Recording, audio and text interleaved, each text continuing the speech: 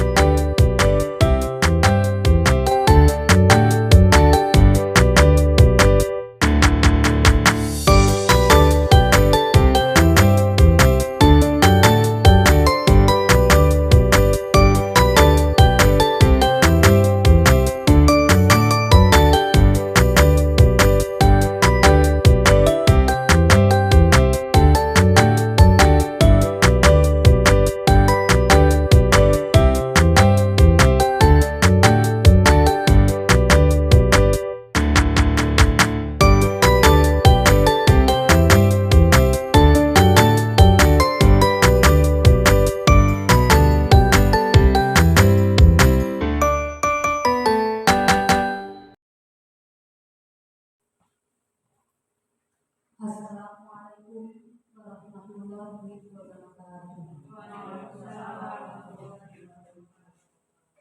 Alhamdulillahirabbil alamin. Wassalatu wassalamu ala asyrofil anbiya'i wal mursalin sayyidina Muhammadin wa ala alihi wa sahbihi ajmain. Amma ba'du.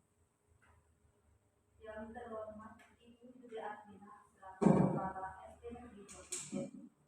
Yang kami hormati Ibu Rodoteljanah SPD yang merupakan pemateri dalam acara diseminasi budaya positif pada pagi ini, dan kepada seluruh peserta diseminasi yang hadir, selamat pagi. Berkat ridho Allah Subhanahu wa Ta'ala, kita dapat hadir bersama-sama di tempat ini.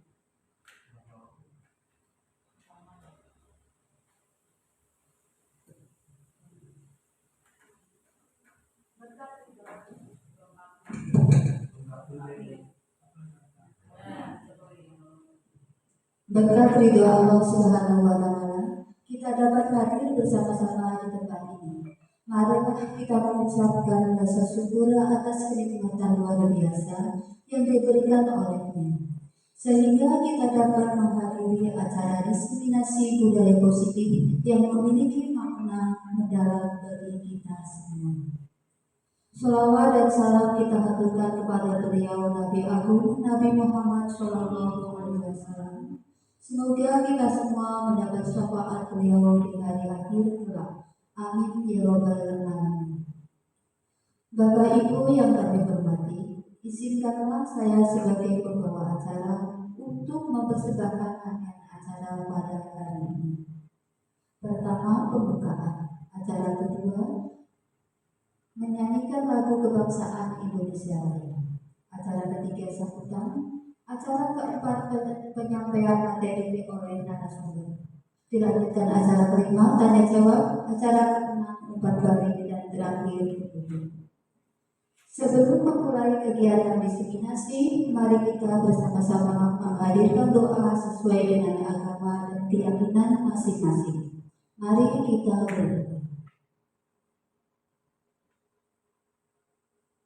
berdoa selesai.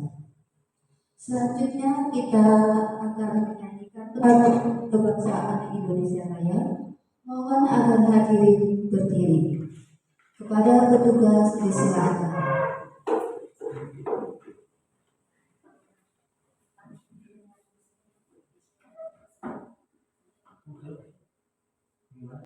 Hiduplah Indonesia Raya. Indonesia tanah airku, tanah tumpah darah. Di sanalah aku berdiri, jadi pandu Indonesia Raya. Hadirin disilakan duduk kembali. Bapak Ibu, acara selanjutnya adalah sambutan yang akan disampaikan oleh Ibu Yuli Akminah SPDSD. Kepada Ibu Yuli Akminah, disilakan.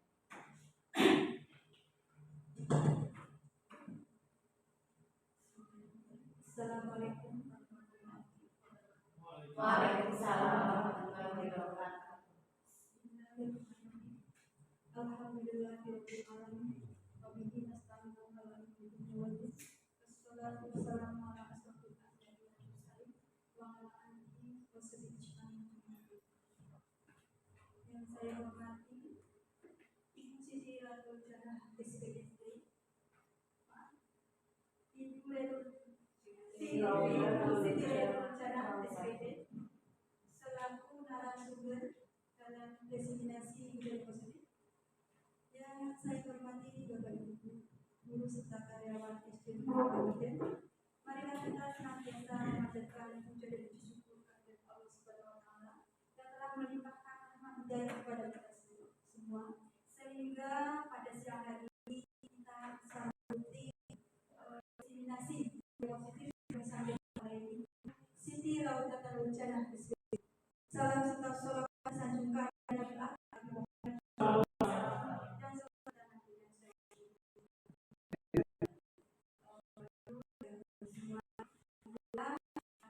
Nabi Siti Ratul Janah hari ini akan menyampaikan diseminasi budaya positif, di mana di SD Negeri 2 Merdeka.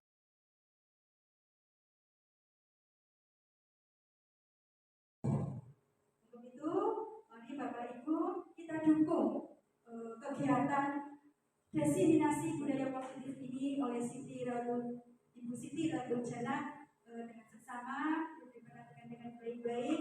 Nanti semoga intinya kita bisa bermanfaat, bisa menambah wawasan untuk kita semua. Di sini kita kegiatan ini dengan sebaik-baiknya. Hanya itu Bapak Ibu yang saya sampaikan. Ya.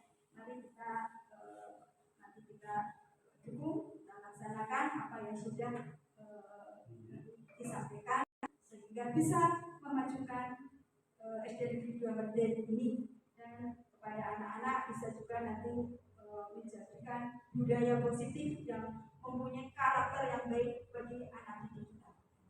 Dan itu, Assalamualaikum warahmatullahi wabarakatuh. Demikian sambutan yang telah disampaikan oleh Kepala Sekolah SD Negeri 2 Merdeka.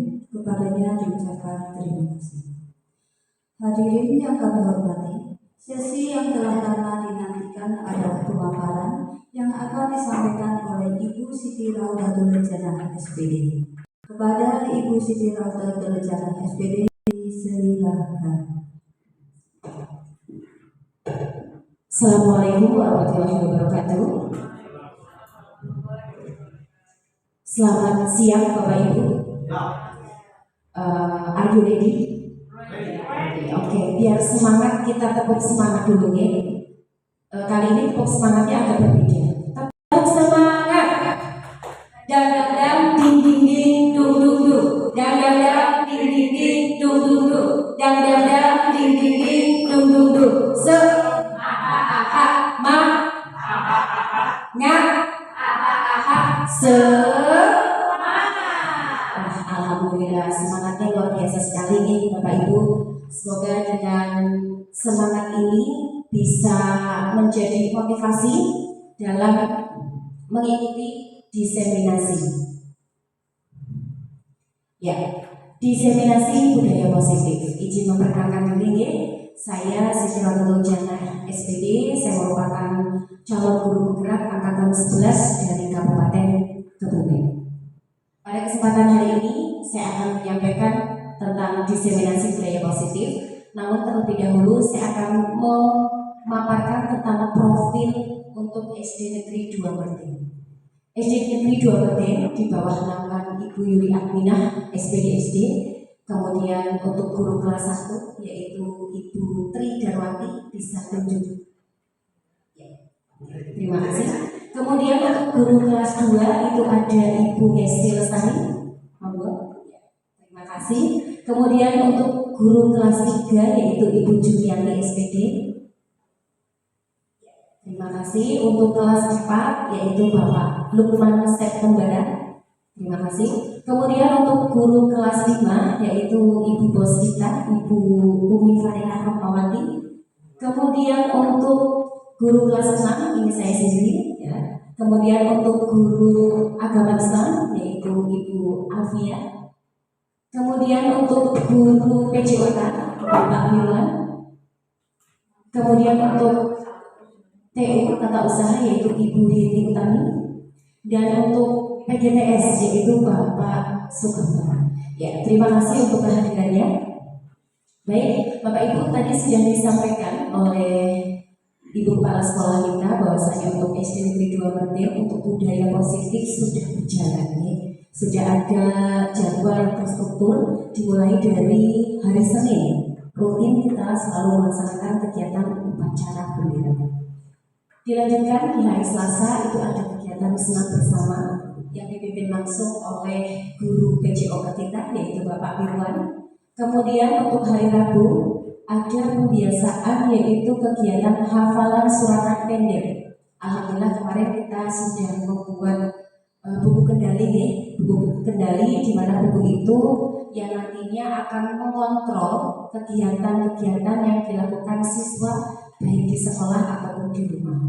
Kemudian untuk hari Kamis masih tentang kegiatan hafalan pendek, dilanjut bila mana di hari Rabu belum hafal, dilanjutkan di hari Kamis.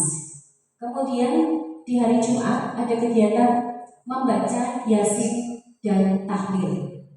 Kemudian di hari Sabtu ini adalah kegiatan literasi yang rutin dilakukan sebelum pembelajaran dimulai. Jadi jam 7 anak-anak sudah siap untuk mengikuti kegiatan pembiasaan. Baik, nah ada pun untuk materi di kegiatan kita tentang konsep budaya positif. Yang pertama itu adalah perubahan paradigma baru. Yang kedua ada disiplin positif. Yang ketiga ada nilai kebajikan. Yang mana nilai kebajikan ini nanti sebagai dasar dalam membuat keyakinan kelas.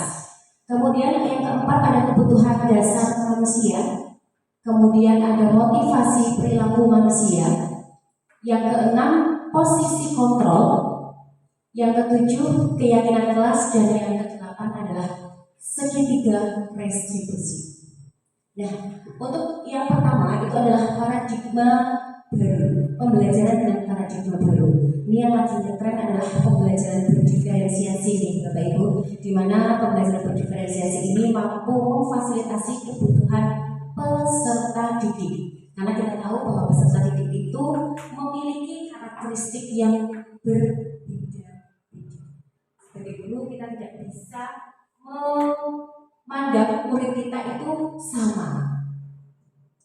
Nah, pembelajaran dengan paradigma baru ini merupakan pembelajaran yang dirancang berdasarkan prinsip pembelajaran berdiferensiasi, sehingga belajar sesuai dengan kebutuhan berdasarkan tahap perkembangan sesuai dengan teori psikolog modern mewujudkan profil pelajar Pancasila.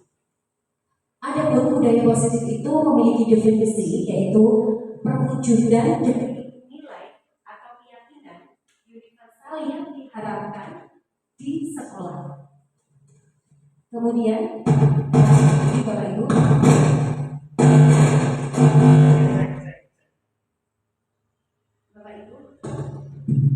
Bapak Ibu, di sini ada sebuah pernyataan. Apakah Bapak Ibu setuju dengan pernyataan berikut? Pemberian hukuman dapat mendisiplinkan siswa. Apakah Bapak Ibu setuju untuk saat ini? Mbak Juni mungkin punya pendapat? Saya tidak setuju dengan hukum. Untuk saat ini hukuman tidak diperbolehkan untuk mendisiplinkan siswa nih, karena hukuman itu bisa memberikan rasa trauma terhadap siswa. Bisa jadi siswa menjadi benci dengan si pemberi hukuman. Kemudian untuk yang kedua, pemberian hadiah meningkatkan prestasi siswa. Apakah betul Bu Alfi? Iya. motivasi kepada siswa itu memberikan hadiah. Salah satu cara untuk memotivasi siswa dengan memberikan Ini memang boleh, tapi pemberian hadiah dalam jangka panjang itu tidak diperbolehkan. Mengapa? Karena siswa itu nanti melaksanakan kegiatan tersebut hanya ingin mendapatkan hadiah, bukan karena adanya motivasi intrinsik dari anak tersebut. Kemudian untuk yang ketiga, guru harus mampu memberikan solusi untuk setiap siswa yang bermasalah. Setuju tidak, Bu? Setuju ya. Sebagai guru kita harus mampu memberikan solusi terhadap permasalahan yang dihadapi oleh siswa. Kemudian yang keempat, guru berperan sebagai teman bagi siswa. Pak Irwan setuju? Oh ya, sangat setuju ya. Jadi sebagai guru kita harus bisa bermain peran, memainkan peran. Bisa jadi teman, kemudian bisa jadi pendidik. Ya, jadi bisa memposisikan diri sesuai dengan kondisinya. Ya. Bapak Ibu untuk menggenggam tangan. Jadi nanti dari salah satu teman Anda yang A, misalnya Juli, itu berperan sebagai orang yang punya kekuatan di mana dianya itu tidak bisa dipengaruhi oleh Mbak Alfi selaku yang bersifat ingin membujuk. Jadi Bu Juli itu punya rahasia di dalam penggamannya. Ya, di sini itu Bu Juli ini sebagai orang yang punya rahasia. Nah, Bu Alfi ini kepo dengan bujukan, dengan rayuannya ini ingin mempengaruhi Mbak Juli supaya Mbak Juli bisa membocorkan rahasia besar itu. Kira-kira Mbak Juli bagaimana ketika ada teman yang berusaha untuk membujuk dengan rayuan mautnya? Tidak bisa. Tidak bisa. Nah, ini pentingnya setiap manusia itu punya kontrol diri. Apa Bapak Ibu? Punya kontrol diri. Baik rayuan, bujukan, kira-kira memang itu tidak sesuai dengan hati nurani kita, yang kita tidak akan terpaku untuk mengikuti. Kalaupun misalkan seperti hanya siswa, ketika siswa dibujuk, dirayu oleh gurunya, apalagi itu hal yang positif, mau nggak mau siswa nanti akan terbujuk. Namun ketika orang dewasa, itu dia sudah memainkan kontrol pada dirinya, pasti dia akan bisa memilih mana yang terbaik yang akan dilakukan. Baik, Pak, lanjut. Nah, di sini ada pergeseran paradigma teori kontrol tadi yang saya sampaikan. Bahwasanya ilustrasi guru mengontrol murid. Setuju tidak, Pak Ibu? Guru itu mampu mengontrol murid, betul apa tidak? Tidak, ya. Mungkin mengontrolnya itu masih dalam tahap jangka pendek, dengan bujukan, dengan rayuan. Tapi lambat laun anak juga mungkin kalau hanya dengan bujukan rayuan tanpa ada dorongan dari dalam diri tidak akan memunculkan perilaku yang ke arah yang baik, gitu. Jadi harus ada dorongan dari murid itu sendiri. Tidak cukup hanya dengan bujukan atau rayuan dari guru. Kemudian yang kedua adalah ilusi bahwa semua penguatan positif ini efektif dan bermanfaat. Penguatan positif jelas ya memberikan manfaat bagi siswa misalkan. Tetapi seperti yang tadi saya sampaikan, dengan bujukan, dengan rayuan itu tidak bisa bertahan lama, hanya jangka pendek. Ya. Kemudian ilusi bahwa kritik dan membuat rasa bersalah mampu menguatkan karakter. Bapak Ibu setuju? Tidak ya Bapak Ibu. Jadi kita juga harus ketika siswa salah, kita juga harus mampu memberikan kritik yang membangun. Jangan sampai kita menyalahkan sepihak anak tanpa melihat permasalahannya apa. Kemudian ilusi bahwa orang dewasa itu berhak memaksa.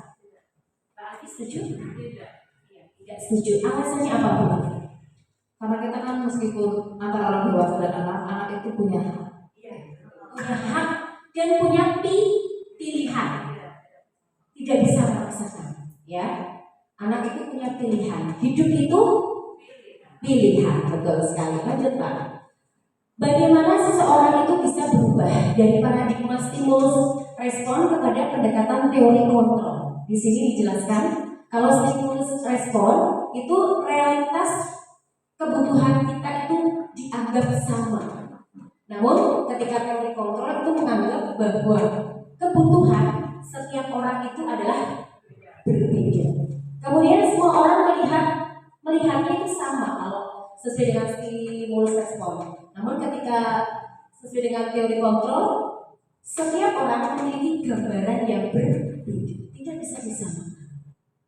Kemudian kita mencoba mengubah orang agar berpandangan sama dengan kita. Sama halnya kita memaksa. Tadi sudah disampaikan. Apa itu disiplin positif?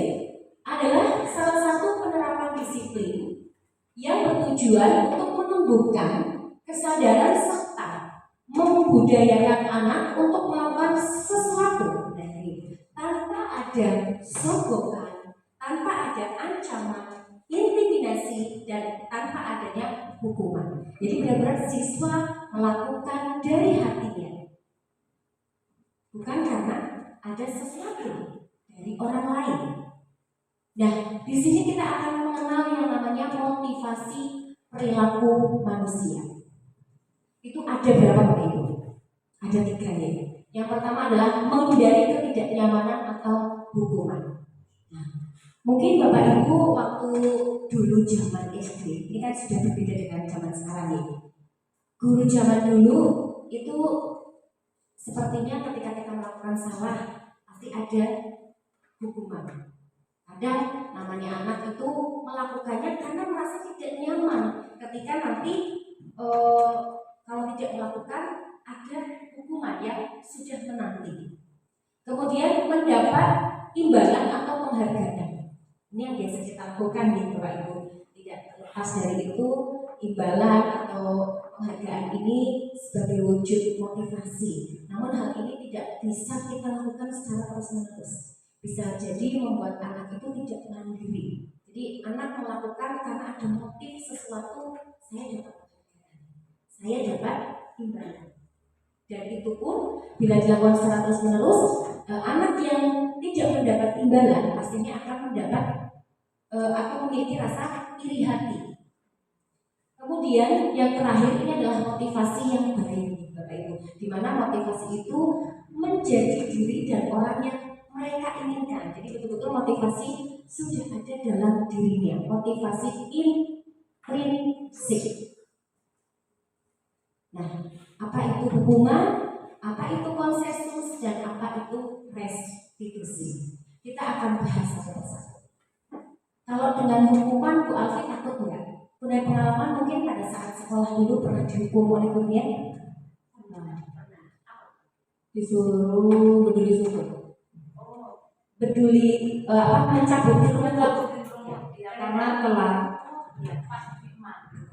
di lapangan sambil jongkok ya.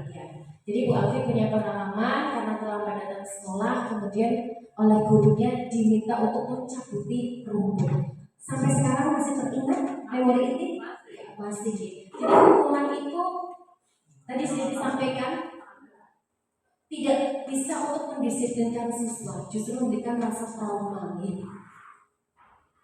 Dan hukuman itu sesuatu yang menyakitkan, bisa dengan verbal atau dengan fisik. Kalau verbal mungkin dengan kata-kata nih, dengan fisik mungkin dengan diminta untuk lari dan lain sebagainya.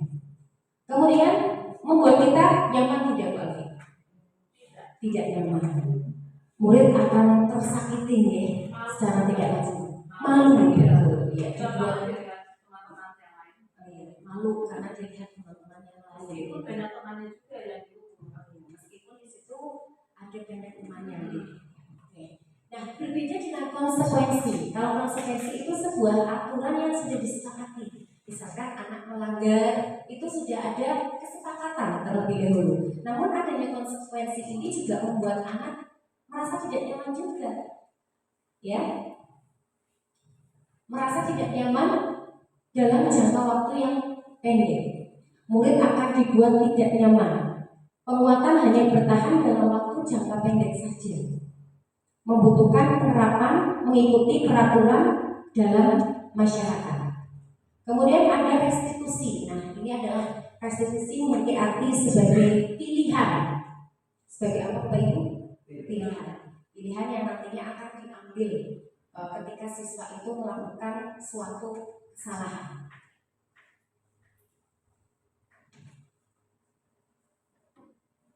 Ya, dalam restitusi itu nanti kita akan mencoba untuk mempraktekkan. Jadi kemarin saya sudah mempraktekkan kegiatan restitusi bersama murid saya.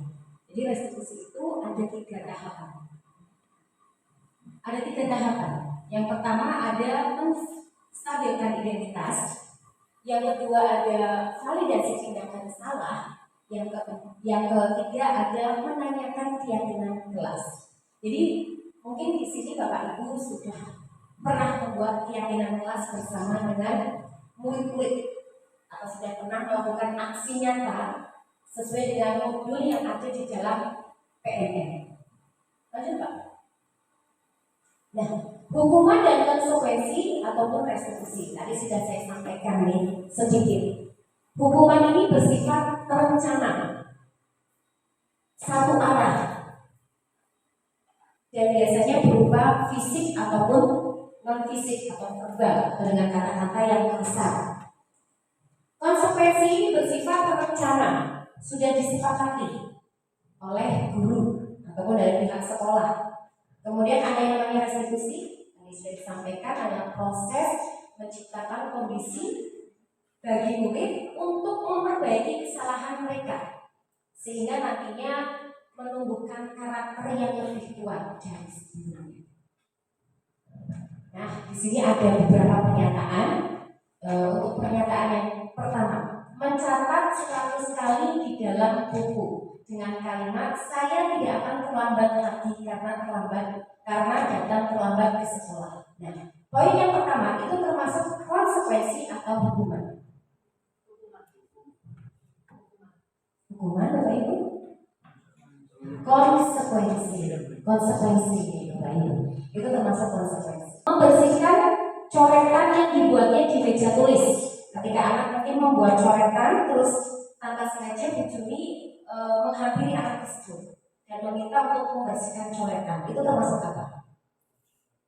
Konsekuensi, ya, konsekuensi. Kemudian murid diminta untuk push up 15 kali karena tidak menggunakan masker ke sekolah. Ini namanya hukuman, ya, hukuman fisik. Kemudian berdiri di depan kelas sambil mengangkat kaki, satu kaki, hukuman karena tidak bisa menjawab. Berbeda dengan ketika anak mungkin di dalam kelas ketiduran, kemudian guru mendekati, terus meminta anak itu untuk ke depan dan mencoba menjawab di depan. Itu termasuk apa itu? Konsekuensi, ya. Lanjutkan untuk materi selanjutnya. Ini masih semangat Bapak Ibu? Masih. Coba tepuk 1, tepuk 2, tepuk 3. Alhamdulillah masih semangat ya. Untuk selanjutnya kita akan mengenal yang namanya posisi kontrol guru. Posisi kontrol guru itu ada berapa Pak Lukman? Ada 5 ya. Yang pertama ada penghukum. Yang biasa orang guru zaman dulu ini sering melakukan hal ini dan saya pun masih ingat pernah dihukum oleh guru saya. Saat itu saya tidak mengerjakan PR, kemudian saya itu rambutnya dijambak, saya masih ingat sampai sekarang. Kemudian yang kedua adalah membuat merasa bersalah. Terus sebagai teman, sebagai pemantau, dan sebagai manajer. Nah, untuk sebagai penghukum, yang pertama pasti yang namanya hukuman itu pasti bisa dengan verbal, dengan kata-kata yang kasar, dengan muka yang mungkin menakutkan, betul Bapak Ibu, dengan menghardik, kemudian menunjuk-nunjuk, kamu ini salah, kamu ini terlambat, kenapa?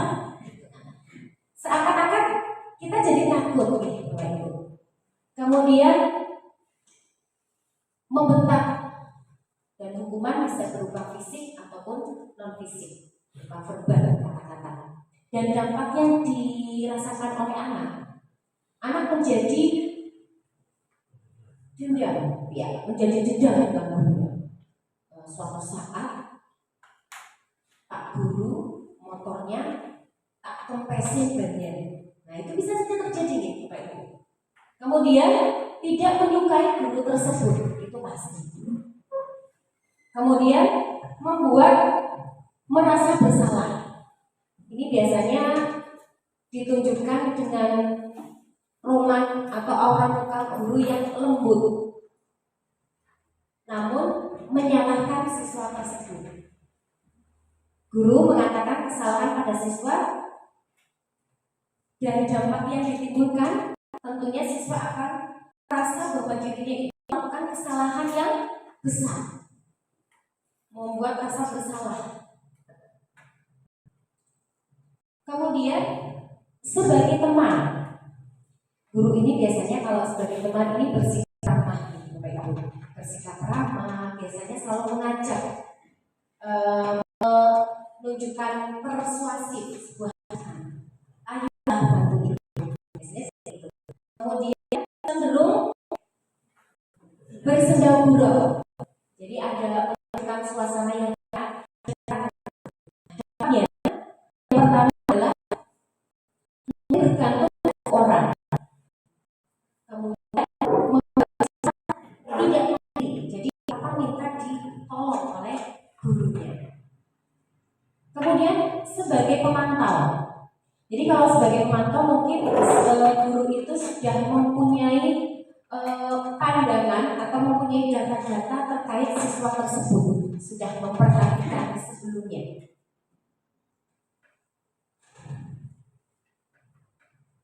Sebagai pemantau ini dari nada bicara dan ekspresinya dapat, identitasnya berhasil.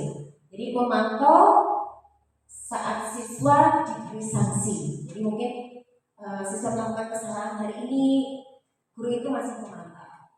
Hari berikutnya masih melakukan hal yang sama sampai pas waktunya dipanggil kemudian diberikan penguatan melalui kegiatan restitusi, misalnya seperti itu.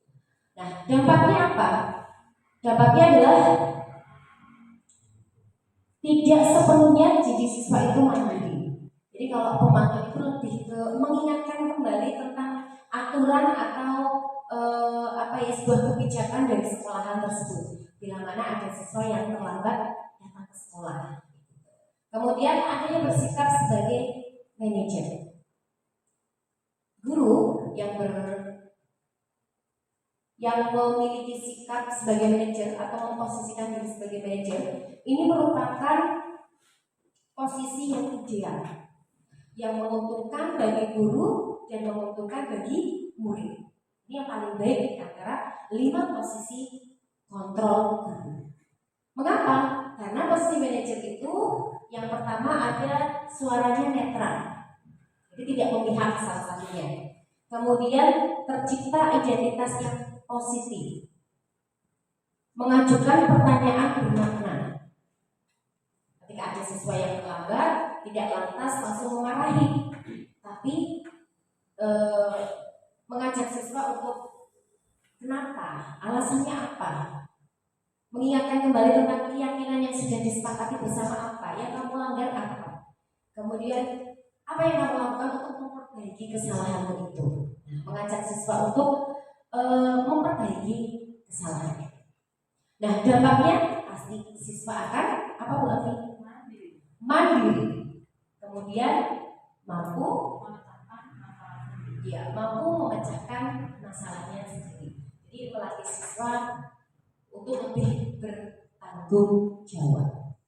Nah, ini ada 5 posisi kontrol guru. Ini untuk kasus yang pertama adalah siswa tidak pakai atribut saat upacara. Kalau kita berperan sebagai penghukum, secara otomatis pasti akan meminta siswa itu untuk bertanggung jawab terhadap kelalaiannya itu. Misalkan suruh hormat bendera selama 1 jam, suruh lari putar halaman 2 kali, suruh push up, misalkan seperti itu. Itu tidak sebagai penghukum. Kalau kita berperan sebagai pembuat rasa bersalah dengan nada yang bagaimana tadi? Yang rendah ya nada. Nah, seperti apa sesinya Bu Alfi? Disampaikan. Berapa kali Bapak harus memberitahu kamu selalu mengecewakan Bapak Ibu loh. Jadi ada kata mengecewakan, itu menjadi poin penting di posisi kontrol membuat rasa bersalah. Nah, sebagai teman, tadi sudah saya sampaikan, sebagai teman itu biasanya ada kata kuncinya. Kata kuncinya apa Mbak? Ayo dong, ayo dong. Jadi sebuah ajakan, ya, sebuah ajakan. Ayo dong ikuti aturan sekolah. Tolong bantu Bapak Ibu ya. Sudah, tidak apa-apa. Lain kali jangan berbuat salah ya. Seperti itu.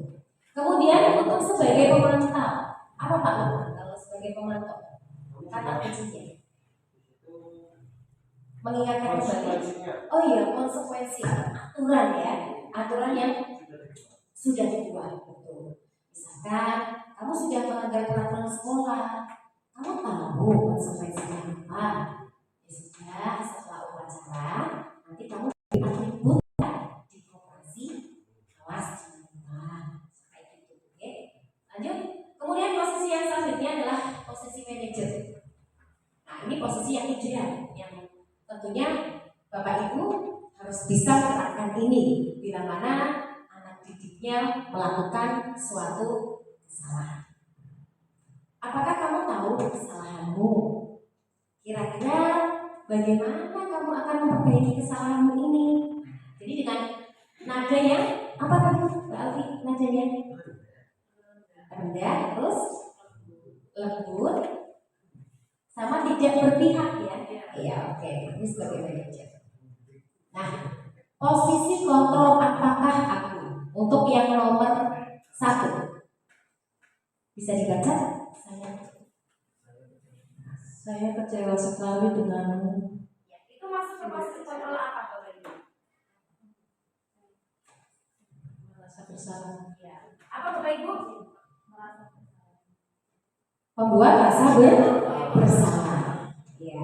Kemudian coba yang nomor 2. Kamu tidak benar melakukannya. Itu apa? Kamu tidak benar melakukannya. Berarti apa itu? Kamu tidak benar melakukannya. Langsung menyalahkan. Berarti apa? Penghukum. Langsung. Ya, langsung disalahkan. Oke.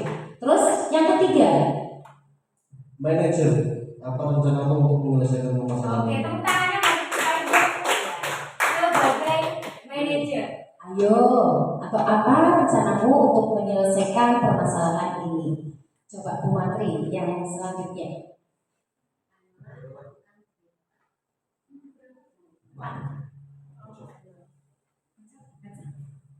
Ayolah, lakukan demi Bapak Ibu ya. Posisi kontrol apa Bapak Ibu? Apa? Apa Bu? Teman, iya. Kamu tangannya sebagai teman. Kalau teman itu identik dengan kata Ayo, ajakan, persuasi.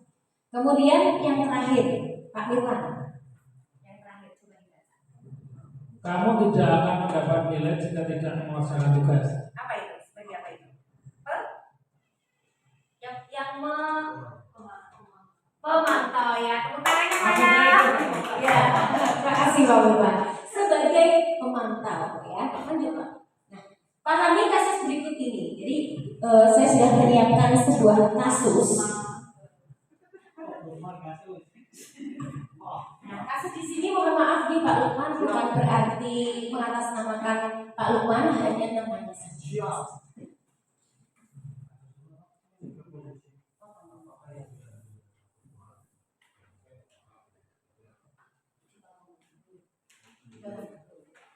Nah, di situ ada sebuah kasus tentang Pak Lukman dan Sabrina.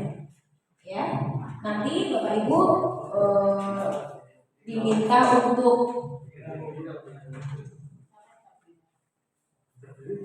melihat dalam skenario kasus tersebut Pak Lukman itu berperan sebagai apa. Kemudian bila mana Pak Lukman berperan sebagai manajer, apa yang dilakukan oleh Pak Lukman?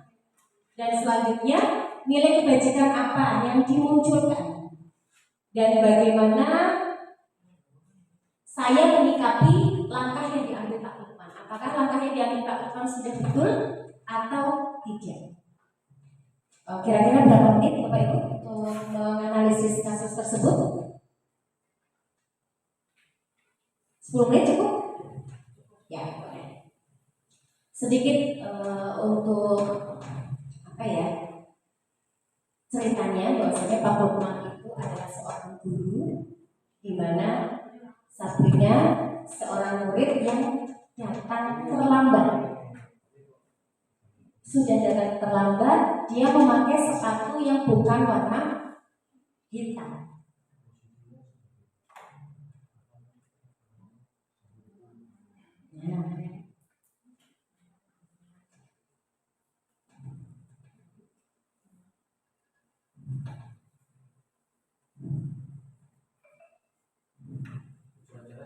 Boleh, tidak apa-apa. Nanti bisa dicari tahu yang mengidentifikasi misal Pak Lukman sebagai berproses sebagai apa, itu ada indikatornya yang mengacu ke situ.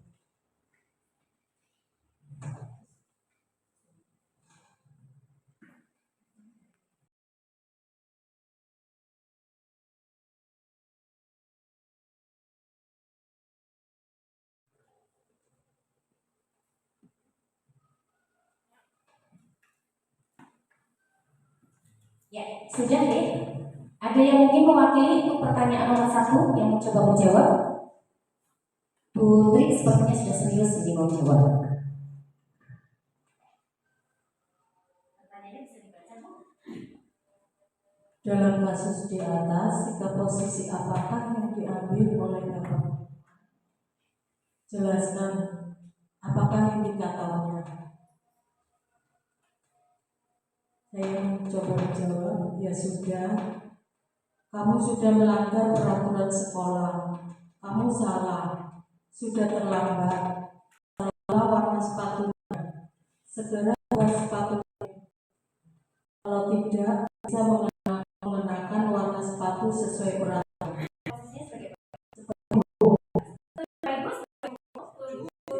Satu lagi, posisinya sebagai apa? Bu Umi? Masih nomor 1 kenapa Lukman? Satu lagi sebagai pemantau. Iya, betul, sebagai pemantau dengan indikatornya apa, Bu?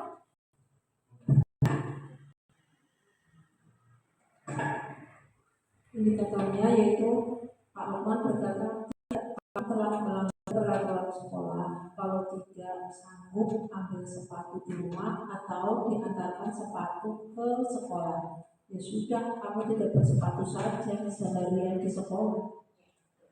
Ini sebagai pemantau. Untuk pertanyaan yang kedua, ada yang bersedia menjawab? Bu Mantri, monggo. Di sini saya akan menjawab untuk pertanyaan yang kedua. Bila Bapak Lukman mengambil posisi manajer, apa yang akan dikatakannya?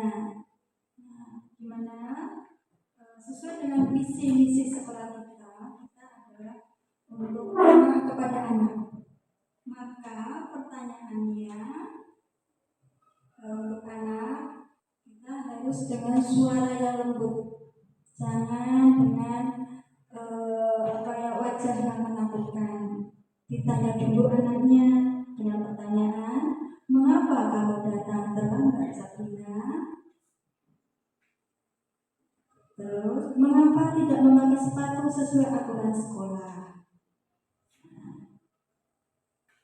Seperti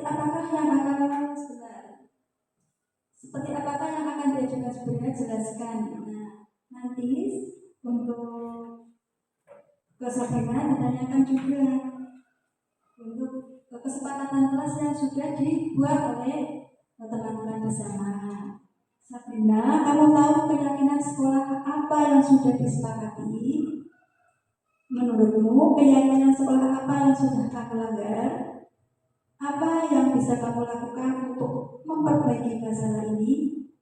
Kamu ingin menjadi orang seperti apa?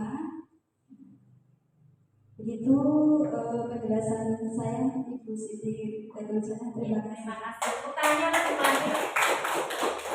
Betul sekali yang disampaikan oleh Bu Menteri ini.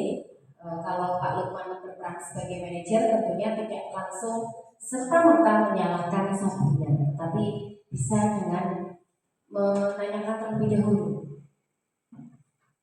kenapa bisa memakai sepatu warna selain hitam, memakai warna coklat, kemudian alasannya apa sampai datang terlambat. Ya. Untuk yang terakhir, nomor tiga, nilai kebajikan apa yang muncul dari kasus tersebut? Bu Alfi sepertinya sudah siap ini.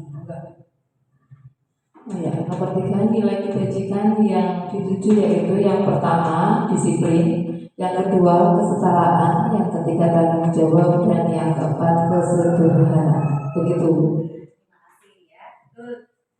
Nilai yang kebajikan yang muncul dalam sebuah kasus tersebut, yang pertama adalah kesetaraan. Jadi harusnya Pak Lukman melihat bahwasanya setiap anak itu tidak semuanya punya sepatu warna hitam. Kemudian kedisiplinan, jelas ya. Sebagai siswa harus datang tepat waktu. Kemudian yang keempat, ada yang sudah siap?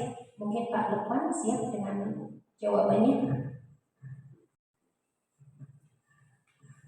Dalam kasus ini seharusnya Pak Lukman mencari tahu dulu informasi terkait duduk permasalahannya dari masalah tersebut, kemudian memberikan bimbingan agar anak tersebut bisa menjalankan atau melaksanakan apa yang sudah menjadi aturan yang ada di sekolah. Jadi Pak Lukman tidak serta-merta langsung menyalahkan seperti ya. Baik Bapak Ibu, kita lanjutkan. Alhamdulillah nih untuk posisi kontrol sudah terlewati. Ya. Kita lanjut ke kebutuhan dasar manusia. Jadi yang namanya manusia itu ada 5 kebutuhan yang harus dipenuhi. Yang pertama ada kebutuhan hidup, di mana kebutuhan hidup itu adalah kita butuh makan, jelas. Kita butuh apa Bapak Ibu? Pakaian, kita butuh tempat tinggal, kita butuh apa lagi? Keamanan, dan butuh juga kesehatan. Sehat jiwa itu wajib Bapak Ibu. Kemudian mental, betul. Yang kedua ada kasih sayang dan rasa diterima. Bu Alfi butuh kasih sayang dari orang-orang yang dicintai? Butuh sekali. Butuh diterima keberadaannya? Butuh pengakuan, betul sekali. Butuh yang namanya pengakuan. Kemudian yang ketiga ada penguasaan. Ini berkaitan dengan harga diri. Kemudian dengan apa itu Bapak Ibu? Dengan keinginan untuk diangkat keberadaannya, ya, menjadi pemimpin, diakui dan juga. Lanjut, yang keempat ada kebebasan, di mana orang itu pasti menginginkan kebebasan, kemerdekaan. Jadi orang yang mandiri, memiliki pilihan dalam hidupnya, bahkan baru, dan mampu mengendalikan arah dirinya. Yang kelima adalah kesenangan. Pak Karto butuh namanya kesenangan. Butuh sekali, butuh yang namanya. Kalau anak-anak mungkin fasenya bermain, ya, ada fasenya kita bisa bercanda tawa dengan teman, humor, antusias, tertawa, tidak bersemut terus gitu ya. Walaupun tekanan hidup kita atau kebutuhan lain itu sudah menarik, tapi kita tetap konsisten untuk menunjukkan muka yang tidak senang. Nah, di sini ada sebuah pernyataan nanti bahwa berdasarkan 5 kebutuhan dasar manusia. Mulai dari nomor 1, aku senang main kejar-kejaran dengan ibu guru. Rasanya seru. Nah, ini masuk ke yang mana? Kesenangankah? Penguasaankah? Apa? Iya, betul sekali. Kesenangan. Jadi butuh ada namanya main kejar-kejaran, ya. Yang kedua, ibu kejar aku karena ibu guru sayang aku. Apa itu? Diterima dan kasih sayang, kebutuhan kasih sayang. Ya, oke. Yang ketiga, aku hebat, kan? Bisa bikin ibu guru kejar aku. Ada yang lain selain pengakuan? Ada apa saja tadi? Ayo, ingat-ingat. Yang pertama, kebutuhan hidup, kebebasan, penguasaan, kasih sayang. Terus yang terakhir adalah kesenangan. Yang mana? Mana lucunya? Pintar sekali. Penguasaan. Ya, aku hebat. Nah, ada kata hebat di situ. Kemudian yang keempat, aku bosan belajar mewarnai terus di dalam kelas. Aku bosan. Apa Bu ini? Kebutuhan apa ini? Kebebasan. Betul. Dia butuh tidak hanya belajar, hanya mewarnai saja, dia butuh yang lain. Ya. Lanjut Bapak Ibu, berarti sudah paham ini. Nah, kita beralih ke dunia berkualitas. Dunia berkualitas ini merupakan sebuah konsep dalam pikiran yang menggambarkan segala sesuatu yang diinginkan seseorang, baik berupa orang, benda, atau aspek terbaik dalam hidupnya. Ini ada pertanyaan tematik. Siapa orang yang paling penting dalam hidup Anda, Pak Lukman? Siapa Pak Lukman? Yang penting orang tua, ya. Karena orang tua lah yang telah mendidik kita, yang membesarkan kita. Ya. Nilai kebajikan apa yang penting dalam hidup Anda? Setiap orang itu pasti punya nilai kebajikan. Mbak Juni mungkin punya prinsip apa? Nilai kebajikan yang melekat pada diri Mbak Juni. Jujur. Oh ya, kejujuran, betul sekali. Kejujuran itu penting nih Bapak Ibu. Kemudian kalau Bu Alvin, nilai kebajikannya. Kejujuran juga. Nah iya, atau ada yang lain? Komitmen, ya itu penting ya, komitmen. Apalagi dalam menjalin sebuah hubungan ya, itu butuh sekali namanya komitmen dari kedua belah pihak. Selain itu mungkin ada yang lain? Bu Magri punya nilai kebajikan apa yang melekat dari? Oh, saling percaya ya, bagus ya, saling percaya. Lanjut, kalau Anda menjadi orang yang ideal, yang punya karakter, sifat apa yang Anda paling inginkan pada diri Anda? Dimana mungkin sifat itu bisa menjadi public figure atau menjadi teladan, menjadi contoh. Putri punya sikap apa yang bisa mungkin jadi karakternya Putri? Sopan santun. Oh, sopan santun ya. Berarti lebih ke attitude ya. Kemudian apa pencapaian Anda yang saat ini Anda rasa paling membanggakan? Menjadi guru itu adalah salah satu kebanggaan saya. Tepuk tangannya Bapak Ibu. Ya, kita guru itu adalah pekerjaan yang mulia. Apa pekerjaan ideal bagi Anda? Kemudian menjalani Anda di mana Anda merasa itu titik puncak hidup Anda. Apa kira-kira? Mungkin punya pendapat? Yang cerita bagian perjalanan hidup Anda, di mana Anda merasa itulah titik puncak hidup Anda. Sekilas ya, setelah kita bakti selama hampir 17 tahun, saya mendapat SKP3. Itulah puncak saya. Jadi sebuah perjuangan akhirnya berbuah manis, termasuk saya sendiri seperti itu. Apa yang paling bermakna dalam hidup Anda? Apa yang kiranya bisa menjadi motivasi? Kalau saya apa yang bermanfaat dalam hidup Anda, hidup saya, yaitu ketika apa yang saya lakukan itu bisa bermanfaat oleh orang lain, walaupun itu hal kecil. Kalau Pak Kanto apa nih? Lupa. Yang bermakna, kira-kira yang bermakna apa?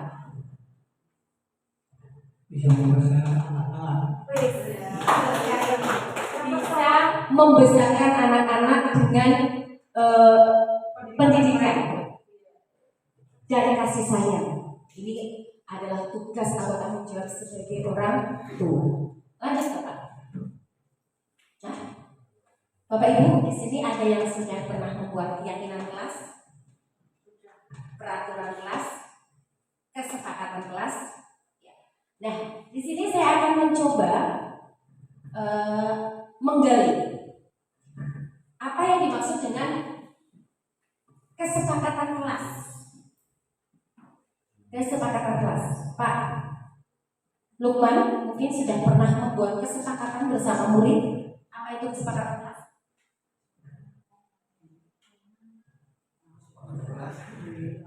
Ya intinya apa yang ada di dalam kelas, misalkan itu peraturan atau tata tertib atau aturan-aturan yang ada di kelas sudah disepakati baik oleh guru maupun oleh siswa tersebut. Tepuk tangannya, ya, betul sekali. Jadi kalau kesepakatan kelas itu dibuat memang atas dasar kesepakatan bersama, tidak sepihak hanya dari pihak guru saja, tetapi juga siswa dilibatkan. Terus bedanya dengan keyakinan apa Bapak Ibu? Bedanya dengan keyakinan? Ada kesepakatan, ada keyakinan kelas, ada peraturan. Kalau peraturan mungkin dibuat oleh guru ya, tanpa melibatkan siswa, itu peraturan atau tata tertib. Ya, dimana mungkin tata tertib ini dibuat untuk mendisiplinkan siswa. Keyakinan kelas ini dalam proses pembuatannya ini hampir sama dengan kesepakatan kelas. Hanya saja kalau keyakinan kelas itu dalam pernyataannya itu harus mengandung nilai kebajikan. Apa Bapak Ibu? Nilai kebajikan. Ayo Pak, buka. Nah, keyakinan kelas dibuat berdasarkan sama kesepakatan guru dan siswa, namun bersifat universal, lebih luas. Ada unsur kedisiplinan, ada unsur kejujuran. Kemudian kalau peraturan biasanya hanya dibuat oleh guru dan bersifat satu arah. Ada Pak. Nah, ini Bapak Ibu yang namanya nilai kebajikan. Jadi nilai-nilai yang disepakati bersama terlepas dari suku, agama, bahasa maupun latar belakang. Di mana nilai-nilai ini sudah diyakini kebenarannya. Seperti halnya profil pelajar Pancasila. Beriman, bertakwa kepada Tuhan Yang Maha Esa dan berakhlak mulia, berkebinekaan global, gotong royong, mandiri, kreatif, dan bernalar kritis. Kemudian nilai kebajikan lain itu berdasarkan IBO, primary, ya, yours program atau PYP. Itu meliputi toleransi, rasa hormat, integritas, antusias, menghargai, empati, itu kan nilai yang umum, yang universal. Kreativitas, kerjasama, percaya diri, dan tadi yang disampaikan tujuannya adalah komitmen.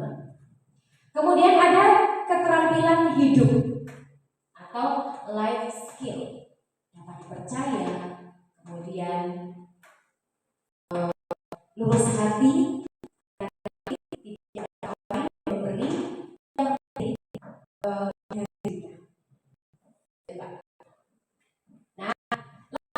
membuat sebuah keyakinan kelas. Ini awalnya saya itu mendengar kata keyakinan kelas itu ada di modul PMM, ya, di modul PMM. Yang pertama adalah mempersilahkan wali sekolah atau siswa untuk mencurahkan ide tentang peraturan yang akan disepakati, mencatat semua masukan tersebut. Bila mana ada siswa yang menuliskan tidak terlambat ke sekolah. Nanti untuk keyakinannya jangan ditulis tidak ya, tapi gunakan dengan menggunakan kalimat positif. Tinjau kembali curah pendapat yang terkumpul dan susun menjadi keyakinan kelas. Tinjau ulang keyakinan kelas, jangan terlalu banyak, cukup 3 sampai 7. Karena kalau keyakinan kelas terlalu banyak, khawatirnya siswa itu lupa-lupa ingat tentang keyakinan yang sudah disepakati. Harapannya ketika sudah keyakinan kelas, itu anak hafal dan bisa menerapkan. Kemudian banyak lagi ditandatangani, jangan lupa ditandatangani sebagai bentuk otentik ya, disepakati begitu. Tempel di kelas supaya anak bisa lihat, bisa hafal dan ingat terus tentang keyakinan yang sudah disepakati. Bapak Ibu, contoh video singkat tentang membuat keyakinan kelas yang saya lakukan bersama murid saya kelas 6. Coba kita simak ya.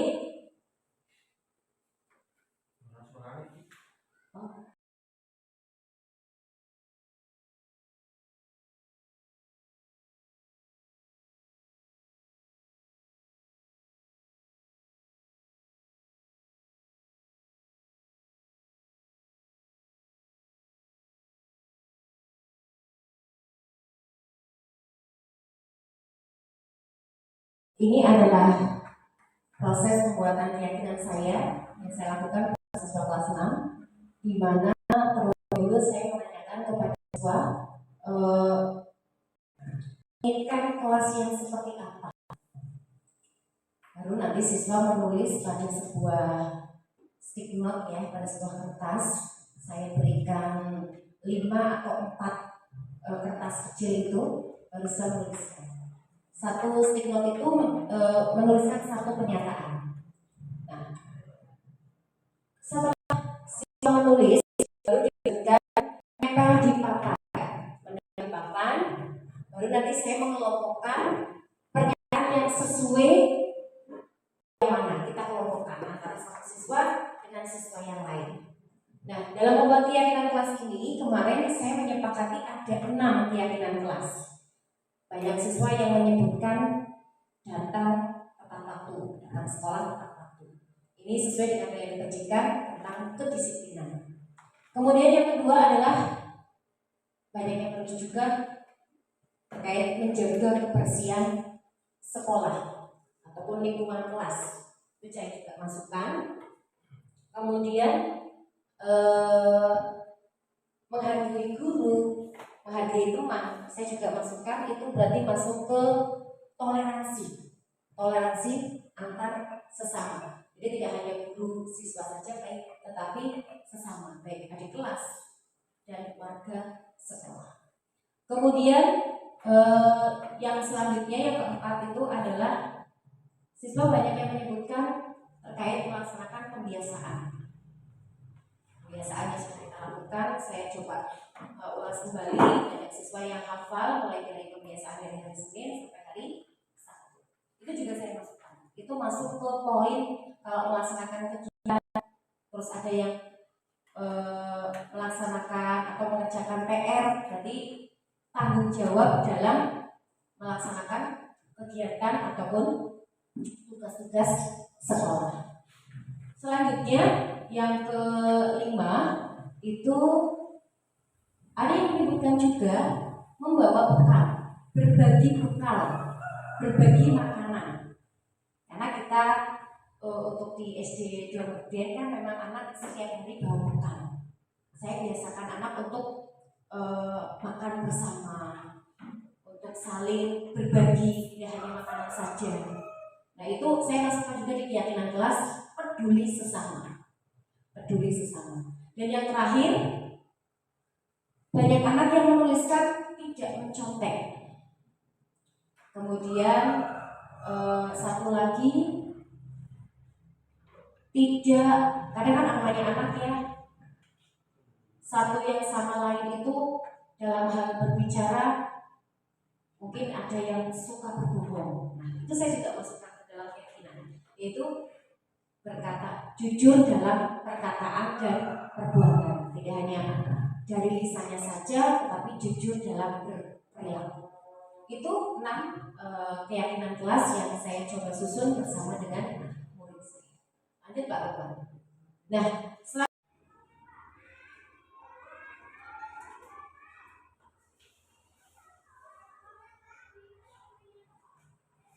ya, baik Bapak Ibu guru, selanjutnya untuk materi selanjutnya adalah segitiga restitusi.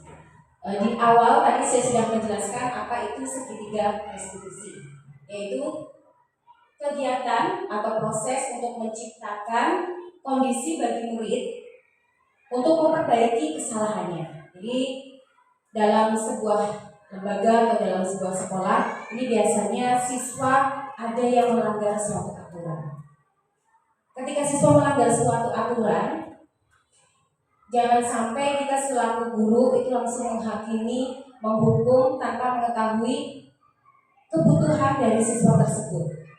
Dan guru harus memahami kebutuhan dari siswa yang tidak terpenuhi itu apa, sampai nantinya kita bisa mengajak siswa untuk memperbaiki kesalahannya. Jadi siswa diminta untuk menemukan solusi atas permasalahan yang dihadapi. Dalam segitiga restitusi ini ada 3 tahapan nih Bapak Ibu.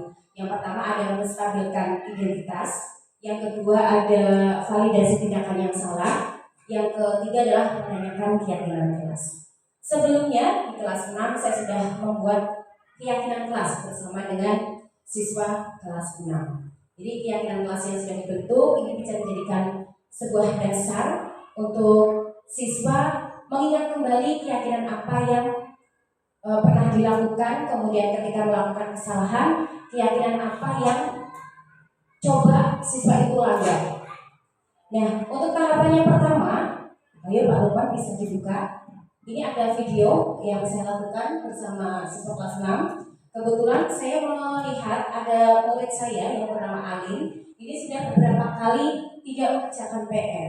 Padahal saya lihat Alin ini termasuk siswa yang berprestasi. 1 kali tidak mengerjakan PR, masih saya maafkan. Kemudian yang kedua kali, kemudian saya berinisiatif untuk mencoba menerapkan segitiga restitusi karena saya khawatir Alin ini akan melakukan hal yang sama terus dan berdampak pada prestasi Alin.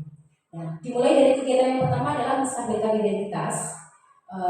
Langkah yang saya lakukan, saya bertanya kepada Alin tahu tidak mengapa Alin ibu panggil ke sini? Alin menjawab, tidak tahu Bu. Saya balik pertanyaan kembali. Alin sudah beberapa kali tidak mengerjakan PR. Mengerjakan PR itu merupakan sebuah kesalahan, bukan Alin? Alin menjawab, iya Bu. Nah, saya kembali bertanya kembali. Tidak apa-apa, setiap manusia itu pasti pernah melakukan kesalahan. Nanti dari kesalahan yang Alin lakukan, Alin bisa belajar dan bisa memperbaiki. Dulu waktu guru masih sekolah juga pernah melakukan hal yang sama seperti Alin.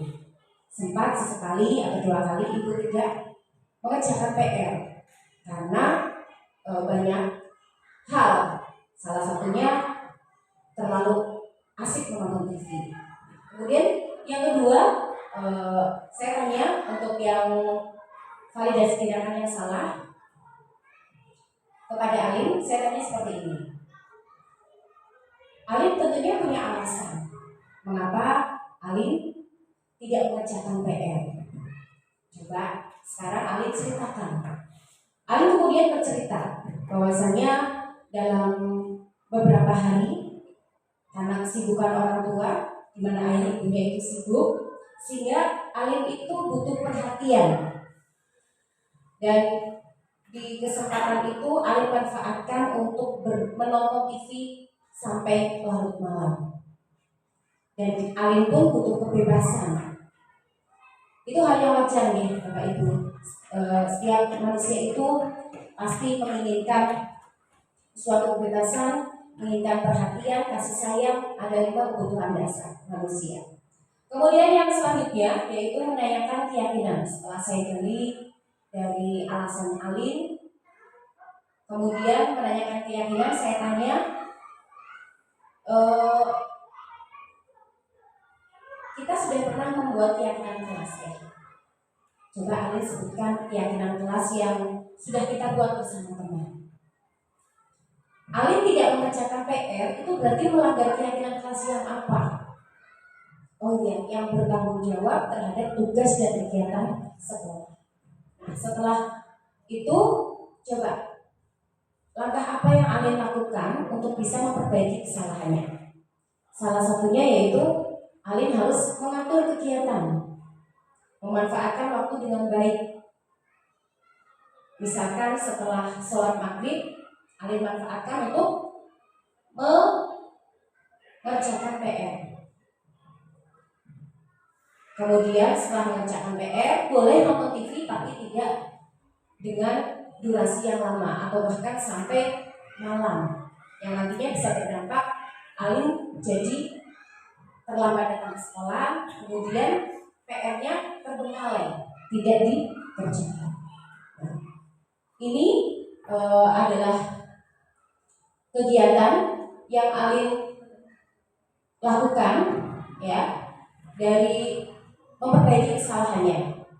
Dari kegiatan restitusi itu saya perhatikan 1-2 hari setelahnya ternyata ada perubahan. Alin sudah mulai menghargai waktu, datang juga sudah tepat waktu, tidak terlambat, PR juga selalu dikerjakan. Alhamdulillah, ya ada perubahan di mana anak mengerjakan itu sesuai dengan apa yang ia sampaikan, apa yang ia putuskan akan memperbaiki kesalahannya. Setelah saya melakukan restitusi ini, saya juga menanyakan umpan balik.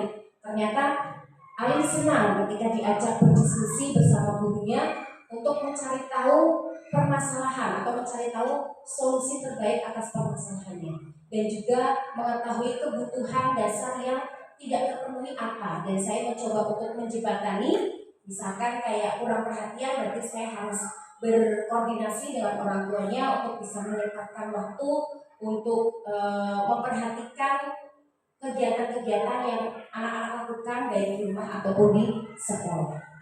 Ya, demikian Bapak Ibu untuk kegiatan restitusi. Harapannya Bapak Ibu nanti bisa melaksanakan kegiatan restitusi apabila ada siswa-siswi kita yang melanggar atau melakukan kesalahan. Setuju nih Bapak Ibu? Setuju. Ya, demikian untuk kegiatan diseminasi. Bila mana saya dalam menyampaikan banyak kata yang kurang berkenan atau ada hal yang ingin ditanyakan, saya beri kesempatan. Saya kembalikan kepada pembawa acara. Bapak Ibu, demikian pemaparan yang telah disampaikan oleh Ibu Siti Raudatul Janah SPD. Mari selanjutnya kita akan memasuki sesi tanya jawab. Bagi Bapak Ibu peserta, silakan jika ada pertanyaan yang ingin disampaikan pada kesempatan kali ini, dipersilakan. Pada Bapak Lukman September, silakan untuk menyampaikan pertanyaan. Terima kasih.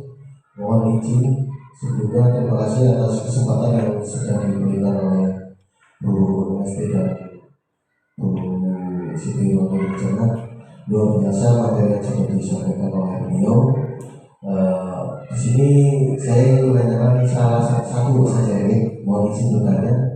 Apa yang perlu kita lakukan jika di SDN 2 Kota itu sudah dilaksanakan pembiasaan atau budaya positif yang sudah ada di sekolah kita? Terima kasih. Itu saja. Terima kasih pada Bapak Lukman yang telah berkenan menyampaikan pertanyaannya. Kita kali langsung Ibu narasumber, monggo silakan. Ya, terima kasih untuk pertanyaan dari Pak Lukman. Untuk SD Negeri Jomberdin, untuk kegiatan pembiasaan memang sudah dilakukan dan alhamdulillah untuk siswa itu mengikuti dengan antusias untuk setiap kegiatan-kegiatan yang dilakukan. Nah, bagaimana supaya kegiatan budaya positif ini bisa menjadi lebih baik dari sebelumnya? Yang pertama, perlu adanya kolaborasi dari Bapak Ibu semuanya. Yang penting kita mengetahui manfaat dari budaya positif yang sudah kita lakukan atau yang tadi materi baru yang kita peroleh, karena dengan kita menerapkan budaya positif ini akan menjadi karakter, akan membuka karakter dari masing-masing siswa, di mana siswa mengikuti kegiatan tidak serta-merta karena ajakan atau bujukan dari guru, tetapi lambat laun ketika anak sudah melaksanakan itu dia menikmati dan tumbuh motivasi intrinsik dari siswa. Itu harapannya dari kegiatan-kegiatan yang sudah kita rencanakan di sekolah. Butuh kolaborasi dengan orang tua juga, tidak hanya dari guru, orang tua juga bisa memantau kegiatan siswa ketika di rumah ataupun tugas-tugas yang sudah yang diberikan guru itu nantinya orang tua bisa mengontrol. Jangan sampai seperti kasusnya Ali tadi, siswa lalai sampai tidak mengerjakan PR. Jadi sebagai guru kita perlu sekali adanya komunikasi dengan orang tua, karena dengan kita berkolaborasi atau berkomunikasi dengan baik dengan orang tua, tentunya ini akan menjadi hal yang baik bagi kemajuan sekolah, dan kita juga bisa memperoleh informasi terkait data-data siswa. Apakah siswa memang betul-betul sudah melakukan apa yang kita berikan di sekolah dan diimplementasikan di sekolah. Kiranya hanya itu Bapak untuk penjelasan terkait dengan pertanyaan Pak Lukman. Alhamdulillah, terima kasih Pak Lukman atas antusiasnya. Saya kembali lagi ke pembawa acara. Terima kasih. Demikian pertanyaan dari Pak Lukman sudah ditanggapi oleh Ibu narasumber. Semoga dapat memuaskan atau menambah pengetahuan Bapak Lukman dan para hadirin semuanya. Mungkin dari peserta lainnya ada pertanyaan lagi? Cukup? Terima kasih. Dilanjutkan pada sesi berikutnya, yaitu sesi umpan balik. Bapak Ibu dipersilahkan untuk memberikan umpan balik terhadap kegiatan yang sudah dilaksanakan pada hari ini. Monggo, silahkan yang akan memberikan umpan balik sebagai perwakilan dari peserta selanjutnya. Kepada Ibu Yuni Aminah SBDSD, disilahkan. Terima kasih Bapak Ibu. Di sini saya akan memberikan umpan balik yang sudah disampaikan oleh Ibu bicara. Saya mengucapkan terima kasih kepada narasumber yang luar biasa pada hari ini sudah menyampaikan yang begitu banyak dan begitu bermanfaat bagi kita tentunya. Ya, Bapak Ibu semua, ya, mari kita bersama-sama ilmu yang kita dapat pada hari ini bisa diterapkan, bisa diimplementasikan pada keseharian kita, ya. Sehingga budaya positif ini nanti bisa berjalan dengan baik, ya. Tidak hanya pada siswa-siswa kita, tapi juga diterapkan kepada warga sekolah SD Negeri 2 Medan. Kita berharap siswa-siswa kita mempunyai adab dan karakter yang baik, ya, yang dapat kita bagikan, ya. Demikian umpan balik yang bisa saya sampaikan. Terima kasih. Terima kasih kembali saya ucapkan kepada Ibu Yuni Aminah yang sudah berkenan menyampaikan umpan balik. Selanjutnya, Bapak Ibu yang akan menyampaikan umpan balik berikutnya kepada Ibu Alfiah, disilakan untuk menyampaikan. Terima kasih. Di sini saya ingin menyampaikan bahwa adanya diseminasi budaya positif ini tentu menambah ilmu bagi saya, khususnya dari Bapak Ibu guru di SD Negeri 2 Medan, di mana saya juga bisa memposisikan jadi guru ketika ada siswa yang melakukan kesalahan, kita itu tidak serta-merta memberikan hukuman atas kesalahan yang dilakukan oleh siswa. Tapi kita juga harus melihat kira-kira kebutuhan apa yang dibutuhkan, yang harus dipenuhi atau terpenuhi oleh siswa. Nah, sehingga kita bisa mendiskusikan dan memahami dari 5 kebutuhan dasar manusia, kira-kira apa yang dibutuhkan oleh peserta didik atau siswa. sehingga nanti akan ada solusi terbaik. Dan saya juga di sini menjadi lebih paham, lebih tahu bahwasanya posisi terbaik seorang guru itu adalah sebagai manajer. Begitu. Terima kasih.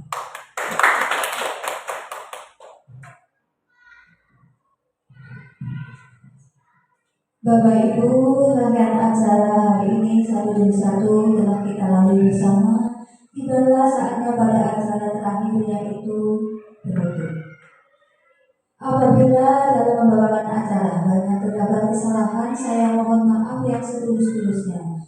Dan atas perhatian dan kerjasama Bapak Ibu dalam acara pemaparan diseminasi budaya positif pada hari ini, saya mohon maaf yang setulus-tulusnya dan atas perhatiannya diucapkan terima kasih. Wassalamualaikum warahmatullahi wabarakatuh. Waalaikumsalam warahmatullahi wabarakatuh.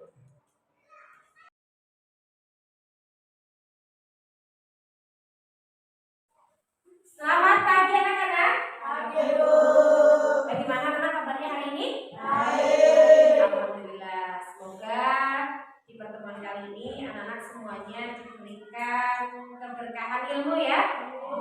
Oke anak-anak, di kesempatan siang hari ini Ibu akan mengajak anak-anak untuk membuat keyakinan kelas. Apa? Keyakinan kelas. Jadi nanti anak-anak Ibu minta untuk menuliskan mau seperti apa kelas kita, impian kelas kita. Anak-anak ingin menginginkan sebuah keyakinan di mana keyakinan itu bisa mencakup universal ya. Dan ini bisa melatih anak-anak untuk bisa menerapkan budaya positif ya. Baik, sudah siap anak-anak? Ya. Baik, kalau belum siap coba biar kita semangat dulu. Kita tetap semangat dulu ya. Tepuk semangat.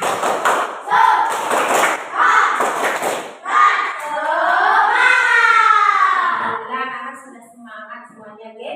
Oke, kita tuliskan di sini keyakinan kelas.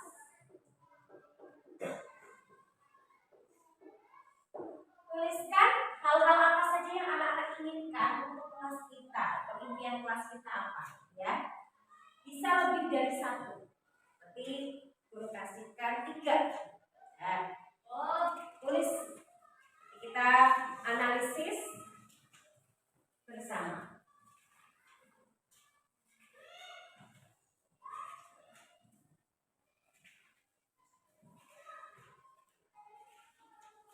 Tuliskan apa yang anak inginkan untuk kelas kita, impian kelas kita seperti apa. Isi bisa maju ke sini. Ilham sudah taruh di sini Ham. Ayo.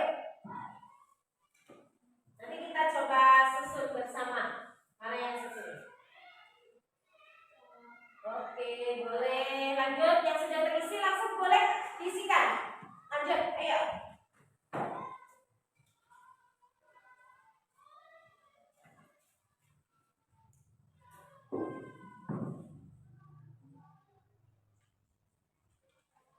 Oke, ini sama ya. Oke, ini sama.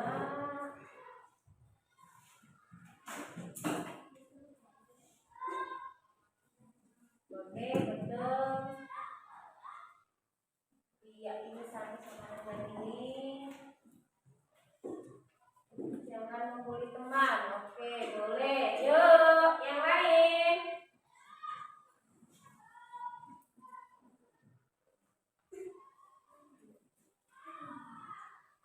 Ayo. Apalagi sudah sana.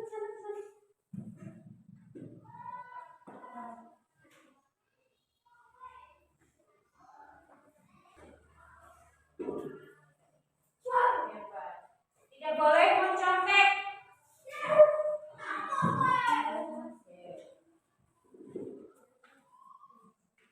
Tidak mencontek. Saling mengingatkan teman.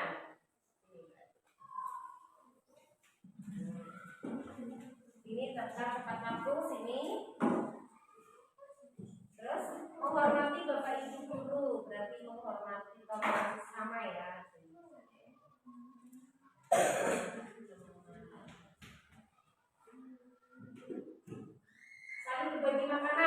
peduli, berdefini. Berkata jujur.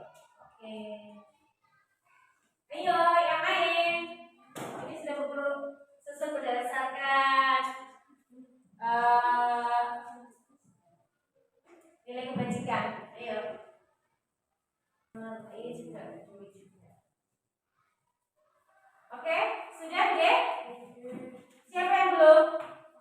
Ya, satu lagi. Cepat banget. Buku sambil bacakan.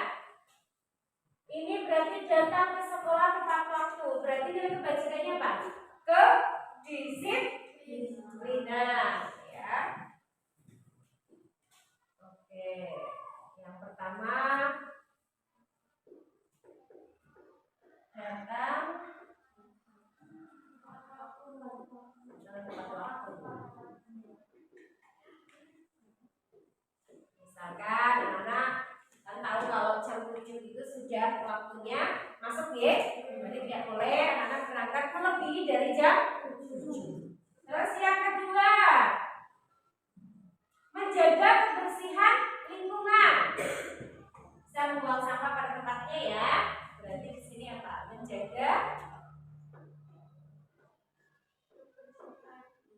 kebersihan lingkungan, baik di kelas maupun di lingkungan sekitar sekolah. Jangan sampai buang sampah sembarangan ya. Ketika melihat sampah segera diambil dan masukkan ke dalam tong sampah. Kemudian ini ada lagi menghormati teman, saling toleransi, tidak membuli teman. Nah, tidak membuli teman berarti apa ini? Toleransi antar sesama boleh.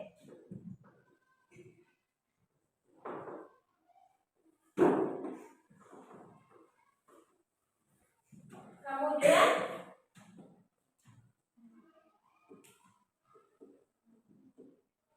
jangan membuli teman, sudah menghormati bapak ibu guru ya, termasuk toleransi.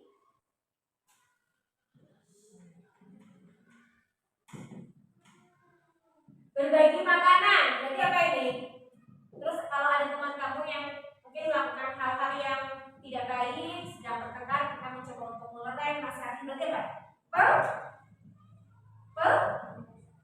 Peduli, ya, peduli sesama.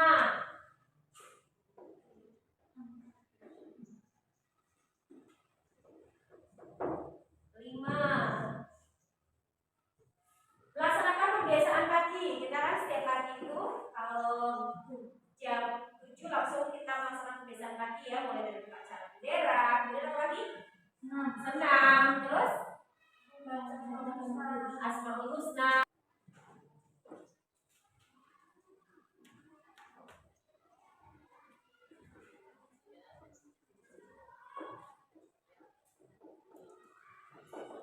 Termasuk mengerjakan PR ya.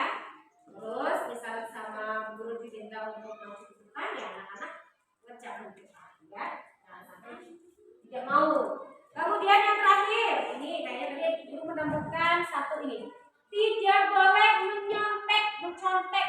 Berarti apa? Keyakinan kelas kita sudah terbentuk. Ini dari tadi yang anak-anak tuliskan, sudah guru simpulkan di sini. Ada 6 keyakinan kelas yang harus kita taati bersama dan kita sepakati. Anak-anak sepakat? Kalau sepakat nanti setelah kita baca dulu. Ayo, apa saja nilai keyakinan kelas kita? 1. Kedua, menjaga kebersihan lingkungan. 3. toleransi antar sesama. 4. peduli sesama. 5. bertanggung jawab dalam kata-kata. 6. jujur dalam perkataan